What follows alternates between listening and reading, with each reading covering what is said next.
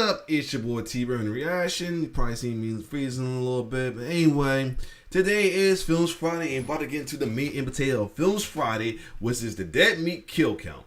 Now, this is one of the kill counts that a lot of y'all been wanting me to do for the longest time. I was hesitant on it because I didn't want to do series and stuff like that. I knew it was gonna be like long and all that, but I decided by then because a lot of y'all kept punching me to do it, and I'm doing it. So we're gonna check out. This is the new series. We're gonna start with the Chucky TV series, Watch It Broken Half, and this time we're gonna check out a series that y'all been wanting to check out. That's one of the most popular sci-fi series of the 2010s and 2020s. That is Stranger Things. Now, my thing with Stranger Things, reason why I didn't get into it as much. Because I got Netflix late and I was so against binging, I didn't want to just hop in and then have to like try to play catch up and all that though, so I just discarded. Same as I did with Orange New Black and all that as well too. I just know, but the way if you talk about it, you can't miss it. You can't. You still know the character. You may know most of the characters, most of the cast, like you watch it yourself though, but. Strange Things been very popular, still going on, I think, as well too, with new seasons, and with a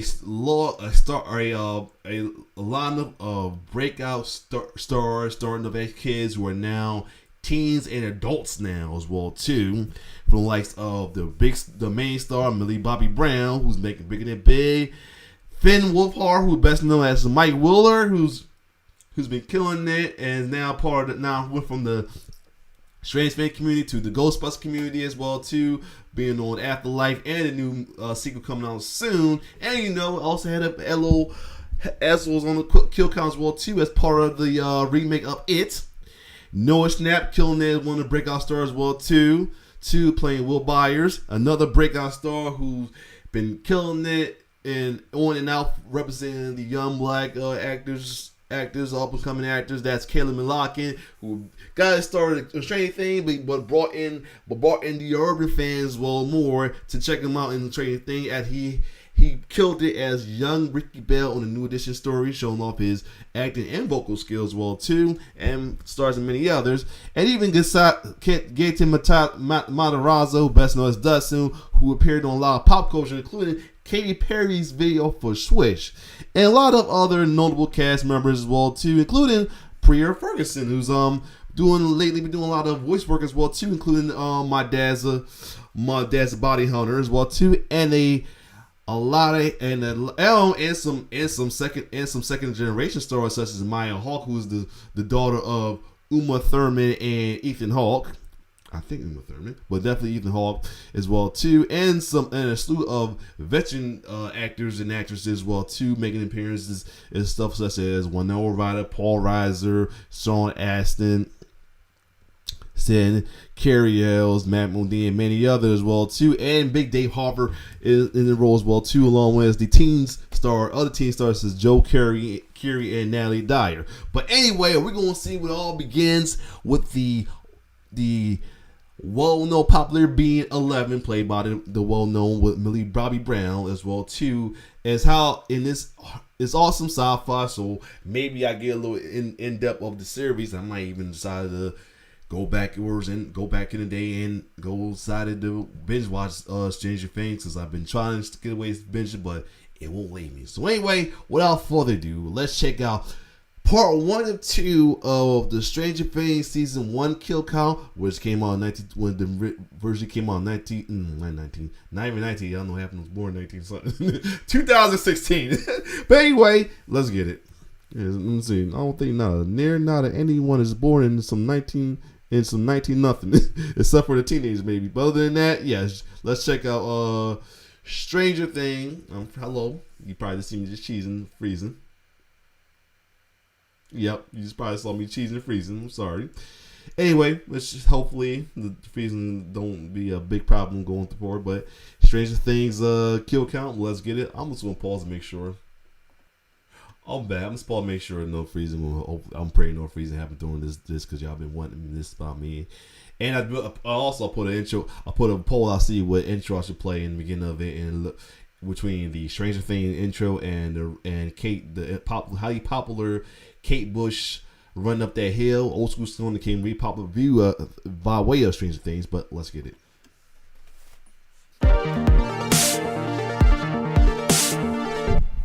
Welcome to the Kill Count, where we tally up the victims in all our favorite horror media. I'm James A. Janice, and today, I'm trying something new. Never before has a full-fledged TV series been covered on the Kill Count, but today I give it a shot, because I'm looking at Stranger Things, Season 1, which premiered on Netflix in 2016. I don't know if there's a bigger series out there that I could have picked for my first TV show on the Kill Count. Sure, there are longer-running horror shows, and shows that are more horrific, and even I kind of low-key want him to do a Kill Count for Walking Dead. I kind of want him to do that.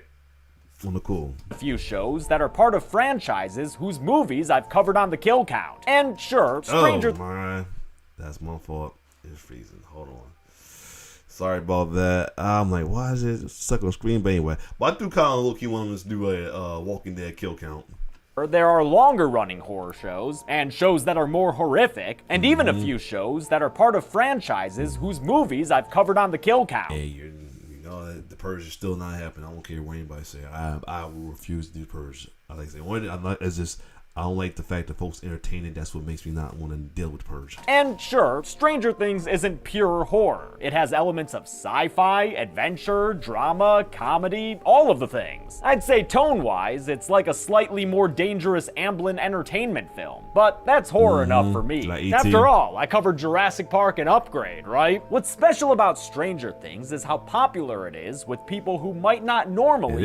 In this first season, so all of them real little kids with I don't think a single person hit puberty, not even Dustin. Dustin, I think he's the only one that got the little switch before everybody else did. Be into horror. Just like the Amblin films from the 1980s, Stranger Things manages to be for everyone, which is why it's probably Netflix's most popular show. I have to say probably because Netflix doesn't share stats like that. Show us the numbers, you cowards! Created by twin brothers, Matt and Ross Duffer, Stranger Things takes place in the same era that those Amblin films were made, the 1980s, with the first season set in 1983. It's a show without cynicism, with a story that feels like a cross between Stephen King and Spielberg with a dash of John Carpenter. A formula Netflix was so confident in, it bought the show less than 24 hours after the Duffers made their pitch. Stranger Things primarily follows four 12-year-old friends who could be ripped straight from a Stephen King novel. They curse, they bike around, they play D&D, and they don't let things like potential monsters stop them from doing what they have to do. Wow. That sense of adventure helps when one of them disappears and the others set out to find him, eventually with the help of a young girl they encounter who has some serious telekinetic powers. But you already know all this. Pretty much everyone has seen this show, and its dominant popularity led to a whole host of awards, mazes at Halloween Horror Nights in 2018 and 2019, and continued renewal of further seasons, with the second released in 2017 and the third in 2019. Production for season 4 began in February 2020, but was shut down due to COVID. Hopefully, it'll eventually get made. By the way, if you're new here, and you couldn't already tell, my kill counts aren't just kill counts. They also go into the plot and production info behind everything I cover, thus this video's length. Oh, and also, my hair and beard aren't normally this long. Quarantine, you know? And as far as this kill count goes, listen, these seasons are between 6 and 8 hours long. Obviously, way more than the average movie length. That's why I'm gonna break each season in half, so you'll have 2 videos for season 1 and 2 videos for season 2. I want to cover season 3, but it's not out on Blu-ray yet. I can get the files from Netflix, but they're lower resolution and kind of look like poop. So we'll see what I end up doing. I don't know. That's a problem for future James. Present James is gonna go through season 1 of Stranger Things and see just how many kills there are. Hold on. It should low-key kind of just be that should be the music for the kills. That should be the kill music. The series begins in Hawkins, Indiana, in November of 1983. This small Hoosier town is home to a big old federal laboratory, and boy is it blinky inside. Those strobing lights are only part of the reason this scientist is scared, though. The other reason is what pulls him into and murders him off screen, establishing right away. Now, a lot of folks love love my come here's. Reason why I keep going with it, because somebody actually commented say that the way I do is somebody that what's the Another Realms Studio should pick me up though. So I'm kind of pulling a Ezra trying to get like auditioning myself for like a voiceover or something like that. Way that Stranger Things, just in case folks think these things what I'm doing is annoying, but just saying, is about to have some dangerous things. In the basement of a suburban home, 4 12-year-old friends who are going to grow up way too fast sit around a table playing Dungeons and Dragons. Yep. This is Mike Wheeler, played by a 12-year-old Finn Wolfhard, Dustin Henderson, played by a 13-year-old Gaten Matarazzo, Lucas Sinclair, played by a 14-year-old Caleb McLaughlin, and Will 14. Byers, played by an 11-year-old Noah Schnapp, who also has a YouTube channel nowadays. Check it out. Also, since season 1... Hold on. The video stuff kind of froze. Not me. This time. But now it's like the other way around. The video stuff freezes now. That's weird. Alright, oh my god. You gotta be kidding me. Here we go. Alright, let's get it. And Will Byers, played by an 11-year-old Noah Schnapp, who also has a YouTube channel nowadays. Check it out. Also, since season 1 was filmed over 6 months, yes, Finn was 13 by the time they wrapped. Just try to come at me, mother fact checkers. Yep. This cast of kid actors is incredible and crucial to the show's success. The Duffers and casting director Carmen Cuba auditioned over 900 boys to fill the roles, and the ones they settled on ended up becoming real-life friends between casting and production. This scene, which was also the first one the Duffers wrote, was the first thing filmed for the show. And it was a relief for the filmmakers to see the boys having such natural chemistry. Mike is DMing for the others and has a pretty fearsome opponent lined up for them to fight. The Demogorgon! Before Will can resolve his turn though, the kids are kicked out by Mike's mom Karen. They ride off on their bikes as the show's synthy score already hooks the audience.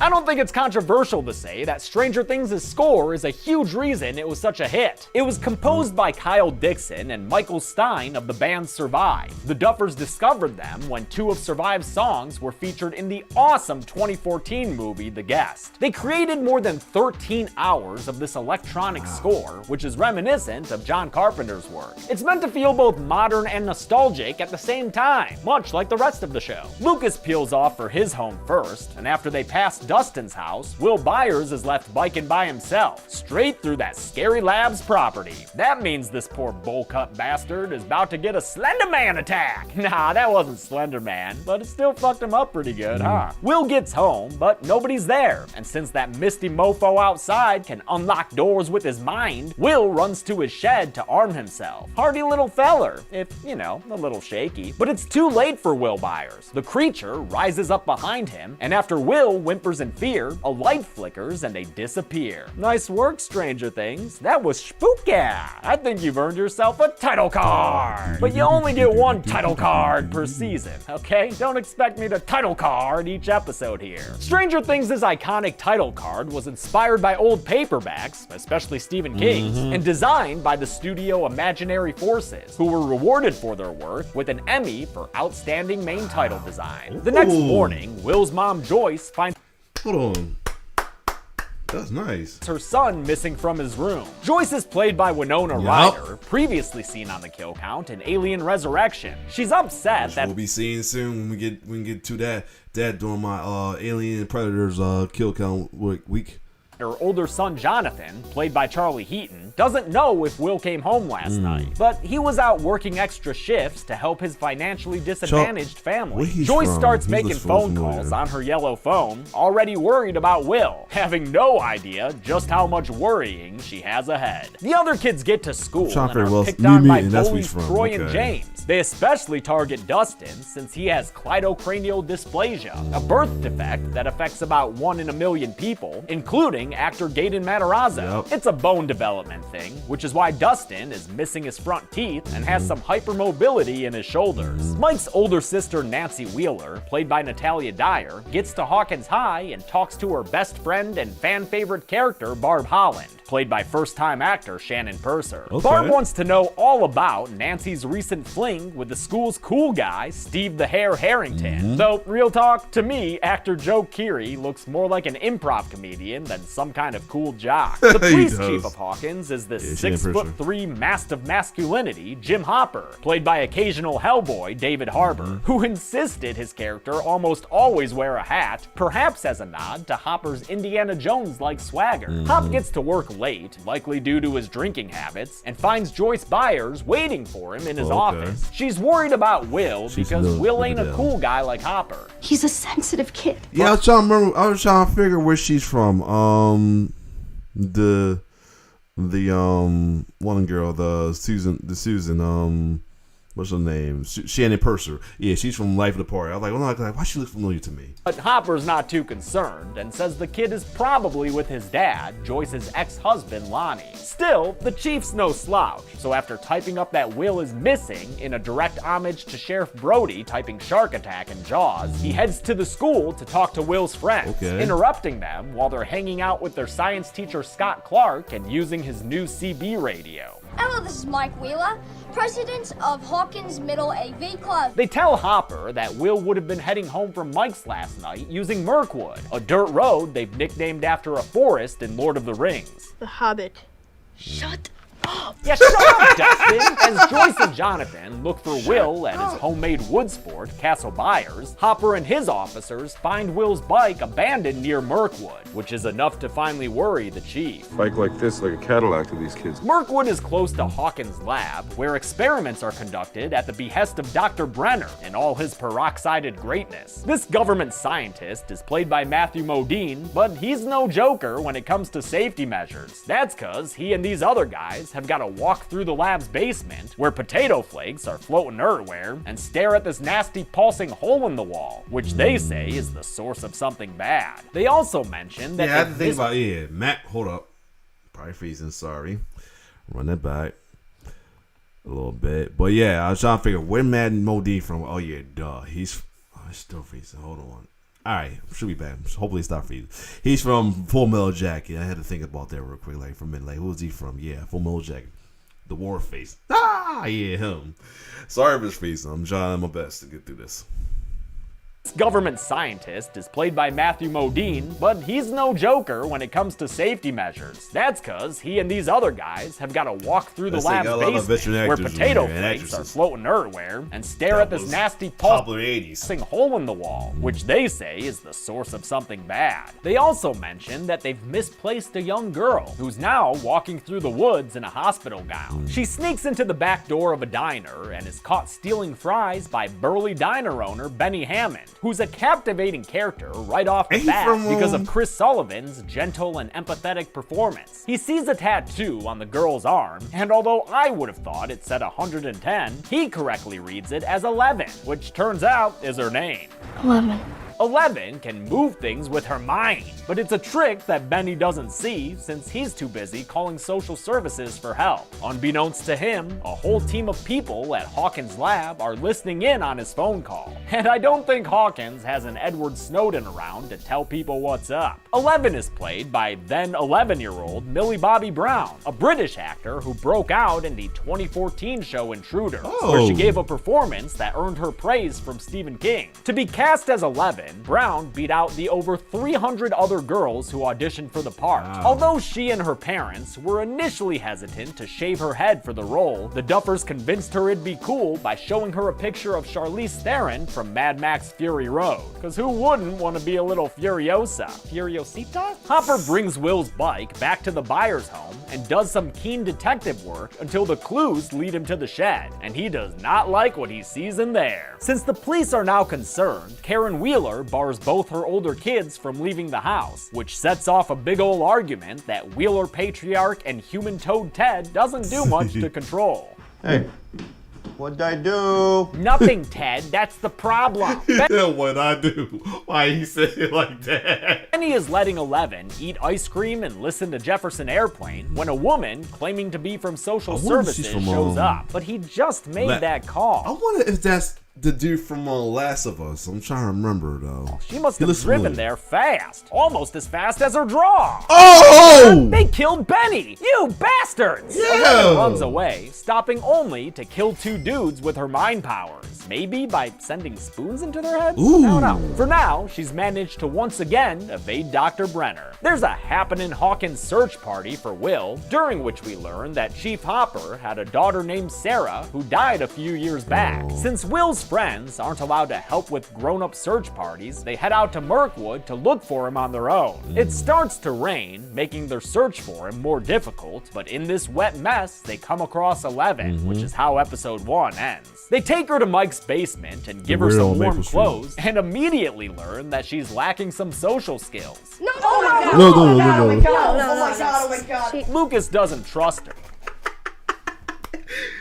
Y'all love them being boys. Oh no, my god, that was funny. That was hilarious right there. So give me a quick second. I'm curiously trying to figure out if is that guy from This Is not Last of Us. This Is Us. Yeah, I ain't seen Last of Us yet, but yeah. Okay, I'm back. Yeah, he is from This Is Us though. Yeah, I thought so. He played the plus size woman ladies hold on. That's rude. You know, I think she's beautiful, but he played it Case husband at the time. Yep. Anyway, let's keep going. Thinking she escaped a mental asylum or something, but Mike is willing to let her stay the night in his basement, inside a cozy little blanket fort. They properly introduce themselves to each other, and Mike comes up with the nickname L, beginning a relationship that the Duffers compared, at least initially here, to E.T. and Elliot. That comparison isn't as apt in later seasons. The next morning, Mike gives Elle some waffles, which is gonna be a whole damn thing with her, and she tells him that she's hiding from some bad men. Boom. Hopper comes to the buyer's house and tells Joyce they haven't found anything yet. She tells him about a phone call she got the night before and says she heard Will on the other end.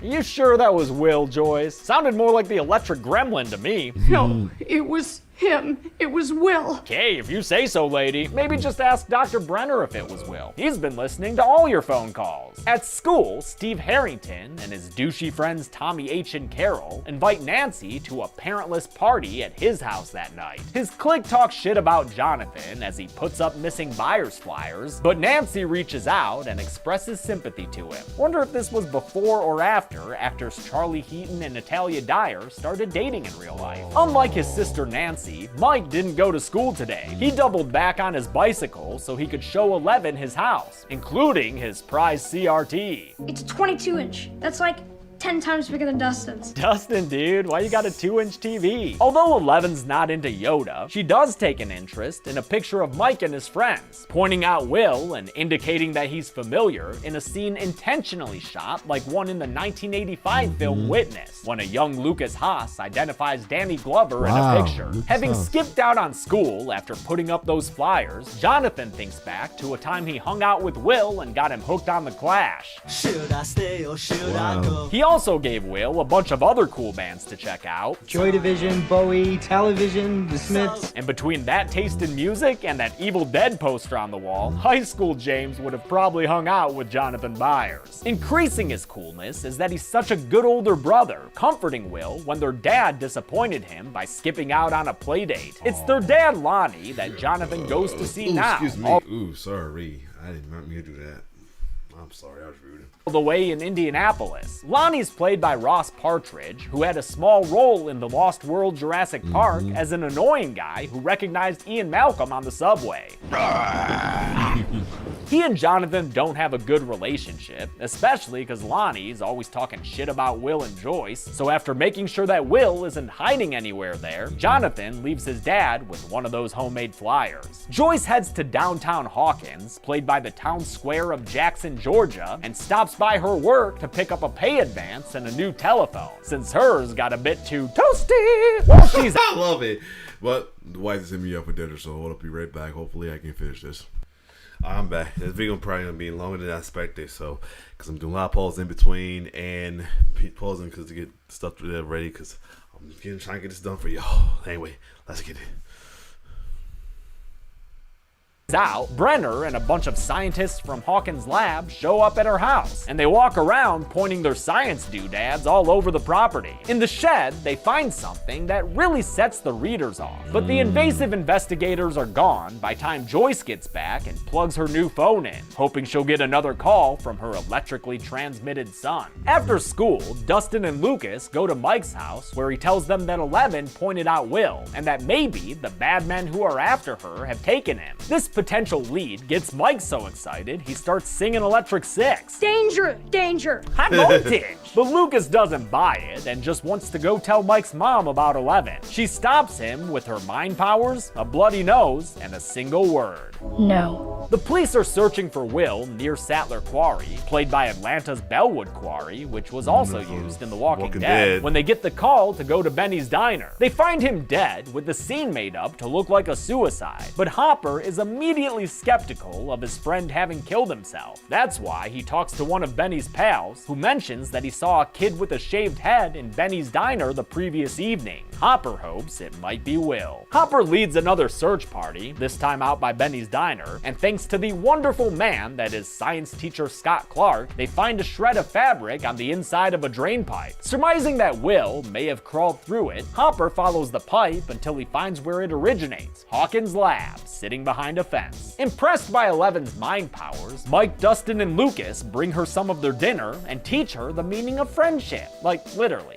A friend is someone that you do anything for. And friends always keep promises, which was also one of 11's vocab words that day. It means something that you can't break. She'll be ready for the SATs in no time. She uses their D&D figures to give the boys a little presentation. With Will represented by a mage, she flips their game board over and says that Will is hiding in the Upside Down, hiding from the Demogorgon. Shit! Nancy gets Barb to join her for the party at Steve's, promising that it won't just be Steve trying to get into her pants, since Tommy H. and Carol will be there too. Tommy and Carol have been having sex since like 7th grade. Oh, wow. It'll probably just be like a big orgy. Come on, Barb. Does this look like the kind of guy who would host an orgy? Hello, ladies. Actually, don't answer that. Jonathan gets back from Indianapolis and goes to Mirkwood to take pictures, hoping to find clues as to where Will might be. He hears a nearby scream and runs towards the source, but it just ends up being the party at the Herring Look like young Bill Hader. That's what it reminds me of. House. Steve gets Nancy to shotgun a beer, and when she gets Barb to try it too, her friend instead slices open her hand. While Barb's bandaging her hand, Steve and his friends start a game of splashy grab ass, all while Modern English plays, and Jonathan very creepily takes pictures. You're being weird, dude. Joyce finally gets another phone call, and this one actually sounds like Will. But it still gives her a shock and fries the phone all the same. No! She pulls herself together when she realizes the lights are flickering unnaturally.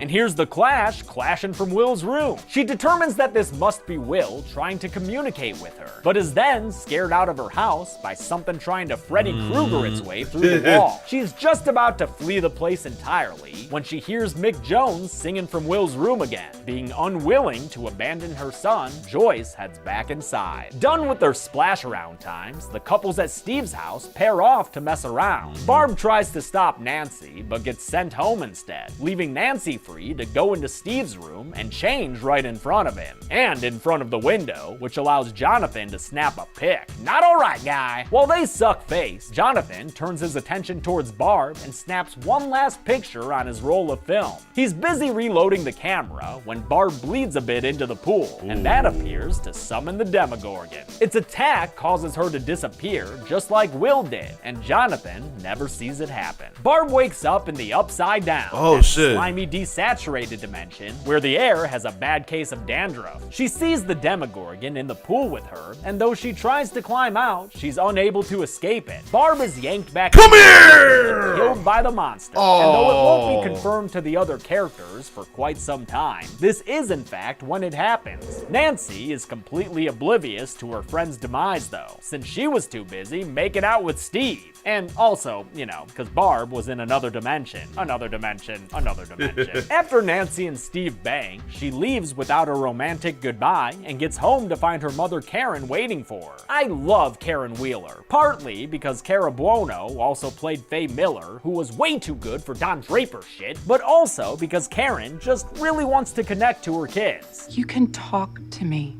Whatever happened. Unfortunately, Nancy's not in the mood right now. Jonathan also doesn't want to listen to his mom because she's telling him that Will has been talking to her through the lights. Yeah, hard sell that theory. Nancy goes to school the next day, self-conscious about having lost her virginity, but Steve promises her that he didn't tell anyone about it. He reassures her with a kiss, and everything's good for her again, until she realizes that Barb hasn't shown up for school yet that day. 11 also doesn't go to school that day. Pretty sure she missed the enrollment deadline. So instead, she wanders around Mike's house and plays with his Millennium Falcon. She channel surfs the TV past a bunch of 80s programming until she sees a Coca-Cola commercial that reminds her of a time she was undergoing some studies at Hawkins' lab under Dr. Brenner. Hold up, it's freezing.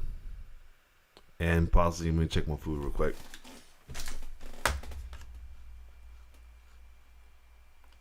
All right, I'm back. Let's get it.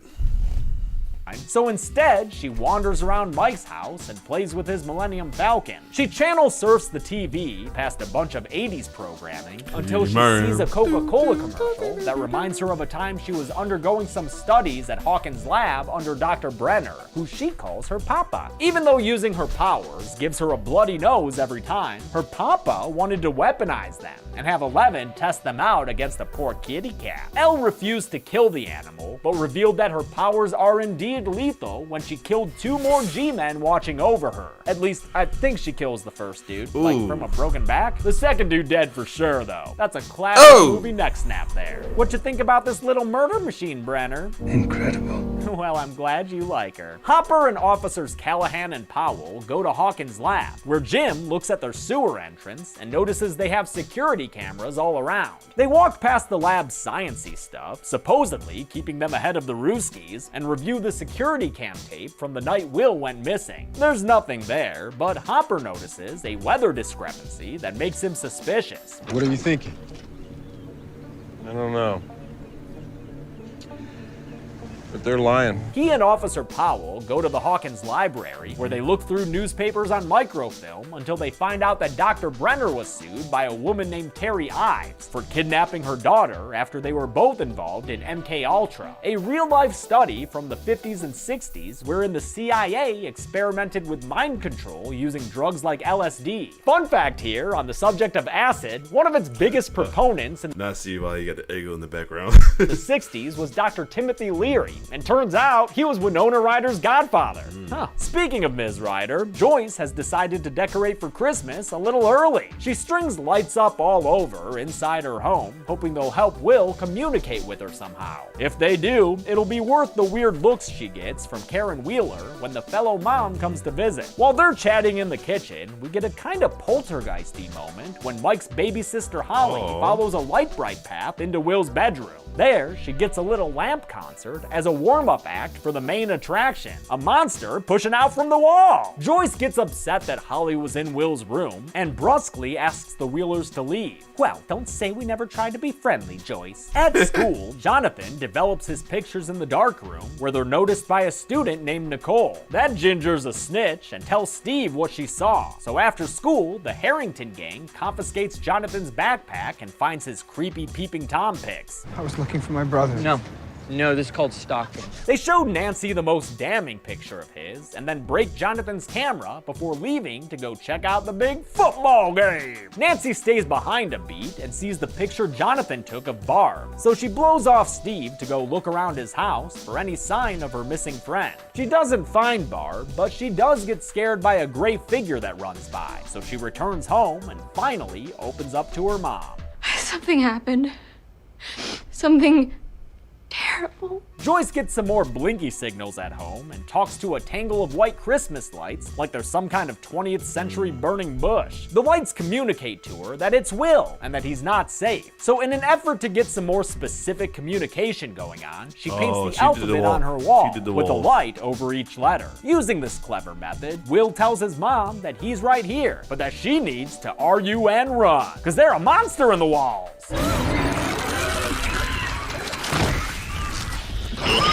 Hopper and Powell get a call from the station that sends them speeding away. Their lights are seen by the kids, who are trying to use Eleven's powers to find Will, but they're dismayed when she only leads them back to Will's house. I swear if we walked all the way out here for nothing... That's exactly what we did. I told you she didn't know what the hell she was talking about. They decide to bike after the police lights to see what's going on, and that takes them to Sattler Quarry, where a bunch of emergency vehicles have already gathered. Oh God, please tell me it's not the kid. I got bad news for you, Hop, because they're pulling out a body right now, and that body looks like Will. Mike and the others watch this tragedy unfold in front of their eyes, and he gets mad at Eleven for failing to help them save their friend. What is wrong with you? He flees on his bike as the soundtrack is filled by Peter Gabriel's cover of David Bowie's Heroes. That needle drop was picked out by executive producer Sean Levy, who directed chapters 3 and 4, the only episodes not directed by the Duffers. While the Duffers had previously written for Wayward Pines and made the 2015 film Hidden, Stranger Things was their first undertaking of this much larger scale. Therefore, it was immensely helpful to have Sean Levy involved, since he directed and produced such big-budget films as Real Steel and the Night at the Museum trilogy. Nice. His direction of the end of episode 3 is one of the most emotional moments of the series, as Mike gets home and embraces his mom, at the same time Joyce, fleeing her house, runs into Jonathan and hugs him as sirens blare in the distance. The cops go to the buyer's house and tell Joyce that they found Will's body, but she doesn't believe her son to be dead. Whoever you found, it's not my boy. It's not Will. Obviously, the police and Jonathan don't buy her story of electrocommunication, and Hopper thinks it's just trauma similar to what he experienced in the wake of his daughter's death. But Joyce isn't assuaged, so she retrieves an axe from the shed and stares down the wall across from her. She falls asleep on the couch and wakes up to Will. Nah, he's still gone. She wakes up to Jonathan, telling her that they need to go to the morgue. Hopper's already there, and he learns that Hawkins's usual coroner had been sent home last night by people from the state government, who are also the ones that performed Will's autopsy.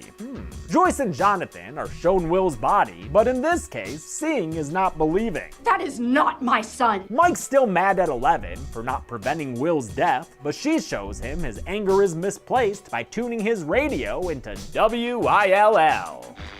Someone let me know. Should I stay or should I go?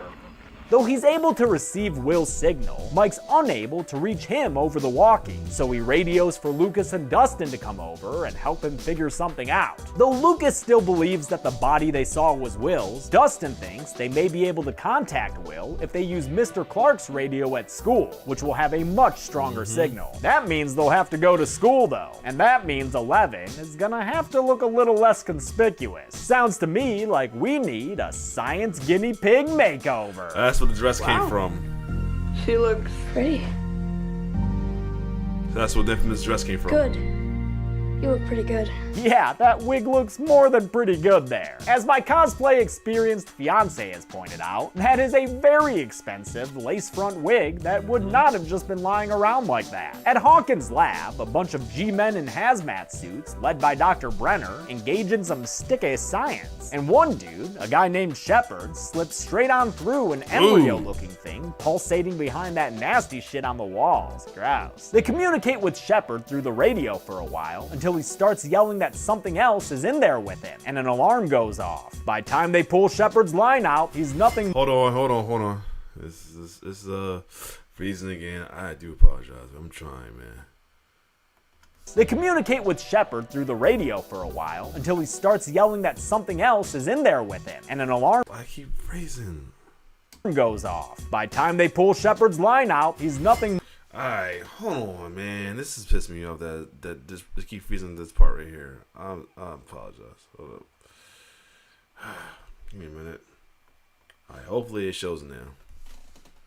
Starts yelling that something else is in there with him, and an alarm goes off. By the time they pull Shepard's line out, he's nothing more than some blood on a plate and a number on the kill count. At school, Nancy gets mad at Steve because he's more concerned about getting in trouble than he is about what happened to Barb. She talks to officers Powell and Callahan and tells them about how she went to Steve's looking for Barb and saw some kind of creature instead. I think maybe it took Barb. She's only further convinced later when she puts together one of Jonathan's creeper pics and sees something suspicious on the side of the frame. Nancy takes the photograph to Jonathan, who's at the funeral home making arrangements for Will. Although he didn't see anything the night Barb disappeared, when Nancy tells him about the creature she saw, he recognizes its description as the same monster his mom's been saying is in their walls. They go to the dark room so Jonathan can brighten and enlarge the photo, and while he does, the two of them bond a bit, with Jonathan apologizing for taking her picture in Steve's window. The newly enhanced photo reveals the figure that Nancy saw at Steve's house, and with proof of this monster in their hands, Jonathan finally stops thinking his mom is crazy. They also get their hopes up that Will and Barb are still alive. I have half good news for you. Mike and the gang bike back to school and run into Mr. Clark, who they introduce to Eleven, saying that she's Mike's Swedish second cousin named Eleanor. Mr. Clark leads them to the gym for an assembly honoring Will, where Mike notices that douchebag Troy making jokes about his supposedly dead friend. After the assembly's over, Mike confronts the bully and pushes him down. And before Troy can retaliate, he's frozen in place and, wait a minute, Troy, are you? Yeah, dude. He made him piss himself. Oh, right in front of everybody? Dude, Troy peed himself. And since it'll be another 10 years before pee in your pants is the coolest, Eleven has successfully ruined Troy's social standing. The kids go to the AV room and have Eleven hop on Mr. Clark's radio. As she tries to find Will's signal, she thinks back to another time at Hawkins' lab when her papa tried to get her to use her powers to spy on a foreign government official just by looking at his picture. I want you to listen to what he says and repeat his words back to me. She looks into her mind and sees him, then relays the man's words over the PA system. Quite a useful trick to have in the middle of a Cold War. Back in the present, she similarly brings Will's voice through the radio.